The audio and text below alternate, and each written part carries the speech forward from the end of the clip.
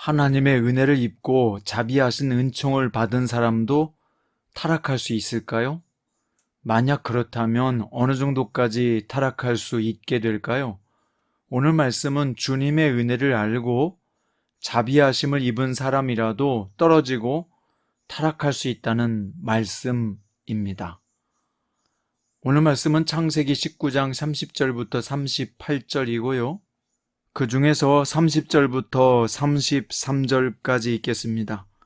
롯이 소알에 거주하기를 두려워하여 두 딸과 함께 소알에서 나와 산에 올라가 거주하되 그 두 딸과 함께 굴에 거주하였더니 큰 딸이 작은 딸에게 이르되 우리 아버지는 늙으셨고 온 세상의 도리를 따라 우리의 배필될 사람이 이 땅에는 없으니 우리가 우리 아버지에게 술을 마시게 하고 동침하여 우리 아버지로 말미암아 후손을 이어가자 하고 그 밤에 그들이 아버지에게 술을 마시게 하고 큰딸이 들어가서 그 아버지와 동침하니라. 그러나 그 아버지는 그 딸이 눕고 일어나는 것을 깨닫지 못하였더라. 아멘. 오늘 말씀의 제목은 은혜를 알고 자비하심을 입은 의인이라도 입니다. 롯은 소돔이 멸망할 때 하나님께서 도피하라고 지정한 곳으로 갈 수 없다고 하여 소알에 거주하도록 허락해달라고 했습니다. 하나님은 허락하셨고 롯과 두 딸은 소알로 잠시 몸을 피한 것 같았습니다. 하지만 그들은 곧 소알에 거주하기를 두려워했습니다. 롯과 두 딸은 소알에서 나와 산으로 올라갔고 굴에 기거하게 됩니다. 소알은 자신들이 간청하여 허락받은 곳인데도 왜 두려워하여 산으로 올라갔을까요? 소알에 갔더니 그 작은 마을도 하나님의 심판을 피할 수 없다고 여겼던 것 같습니다. 예전에 아브라함과 함께 거주할 수 없을 정도로 많은 재산과 종이 있었던 롯은 이제 동굴에 들어가 살 만큼 모든 소유가 사라진 상태였습니다. 소돔성에 롯이 거주할 때 두 딸에게는 정혼한 남자가 있었죠. 그들에게 소돔성이 멸망할 테니 탈출해야 한다고 말했을 때 그들은 비웃으며 믿지 않았습니다. 그렇게 결혼을 약속한 남자들이 소돔성과 함께 사라지게 되자 롯의 두 딸은 두려움을 느꼈습니다. 이제 자신들의 배필은 없어졌고 다시 얻지 못할 것이라 판단한 것이죠. 자신들의 처지를 한탄한 것으로 보입니다. 롯의 딸들은 결혼하고 싶지만 할 수 없다는 생각에 사로잡혀 아버지에게 술을 잔뜩 마시게 한 후에 동침할 계획을 세워 실행했습니다. 왜 이런 계획을 세웠을까요? 그녀들은 자신들의 처지가 노아 홍수 이후에 인류가 처했던 생존 위기처럼 여겼던 것으로 보입니다. 그녀들은 동굴에서 나오기를 거부하고 오히려 그 안에서 자신들의 문제를 해결하려 했습니다.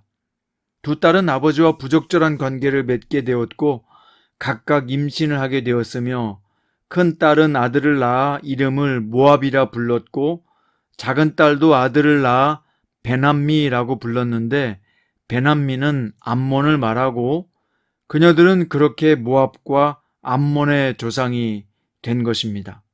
이것이 오늘 본문의 내용인데요. 이 말씀이 현대를 사는 우리에게 전달하고자 하는 메시지는 무엇일까요? 우선 롯의 두 딸이 왜 그렇게 패륜적인 결정을 내렸는지 생각해 볼 필요가 있습니다. 그녀들은 소돔성의 모든 것이 불 한 포기까지 남지 않고 불태워지는 것을 목격했습니다. 한순간에 모든 것이 불타서 사라지는 광경은 매우 충격적이었을 것이고 자신들과 결혼을 약속한 남자들까지 불타서 죽은 것은 그녀들의 머리에서 떠나지 않는 트라우마였을 것입니다. 그녀들은 매우 큰 상실감과 두려움을 느꼈을 것이고 이제 자신들의 배우자는 없고 결혼도 못할 것이라고 하는 비관적인 생각까지 하게 된 것이죠. 그래서 아버지를 술 취하게 하고 동침하여 자손을 보존하고자 한 것입니다. 왜 이런 결정을 내렸을까요?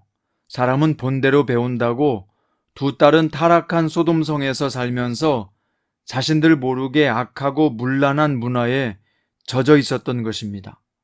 소돔성의 사람들은 외부 손님들을 성적 도구로 삼을 만큼 타락해 있었죠. 롯의 딸들은 자신들이 평소에 보게 된 광경들을 따라서 결정을 내리게 된 것입니다. 또한 롯도 마찬가지입니다.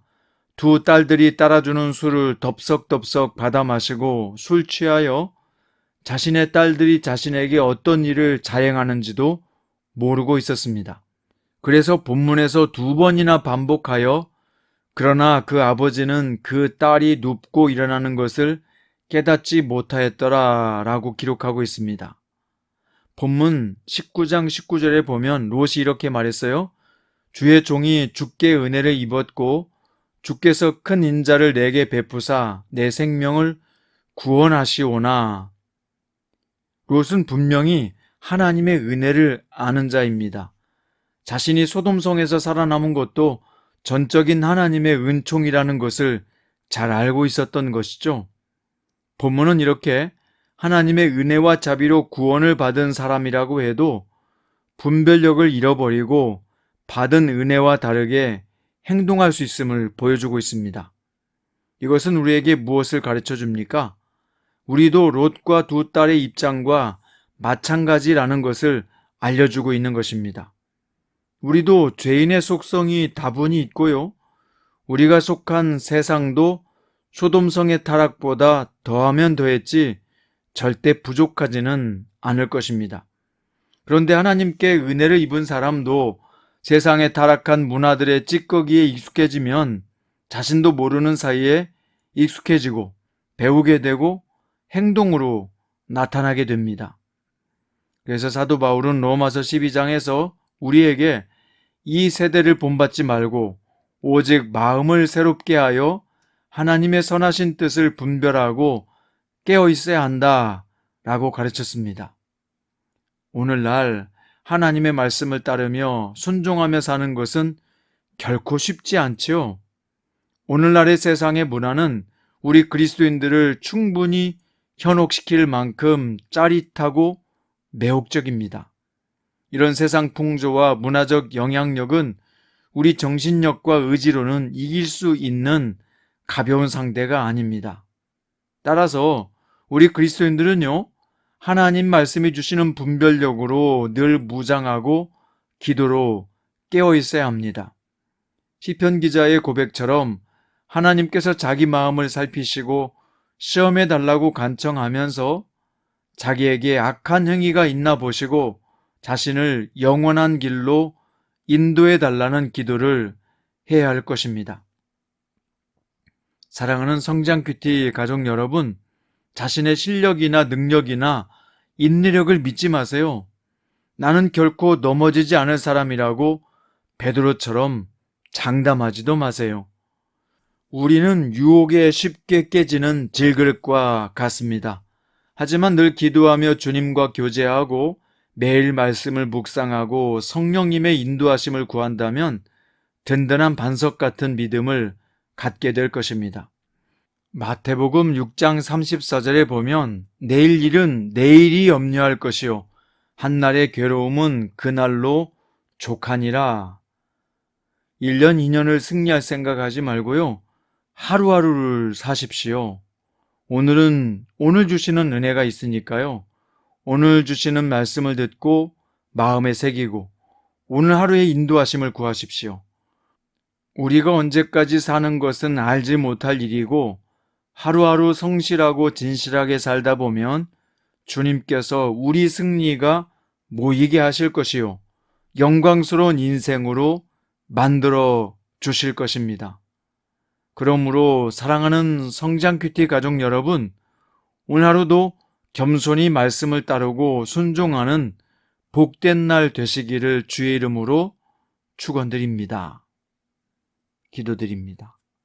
사랑하는 주 예수님, 오늘 또 우리는 은혜와 인도하심을 구합니다. 하나님의 은혜를 아는 의인이었던 롯과 두 딸들의 어처구니없는 결정을 오늘 보았습니다. 우리는 이 사건을 통해서 은혜를 알고 하나님의 자비하심을 입어 구원받은 사람도 타락할 수 있고 심각한 결정을 할 수도 있다는 것을 배웠습니다. 그러니 주님, 연약한 우리도 어리석은 선택을 다시 하지 말고 미련의 소굴로 다시 들어가지 말고 이제는 당당히 빛의 자녀로 살게 해 주십시오. 성령님의 지혜와 능력과 인도하심으로 오늘 하루도 굳건하게 승리하게 하여 주십시오. 사랑의 예수님의 이름으로 기도드립니다.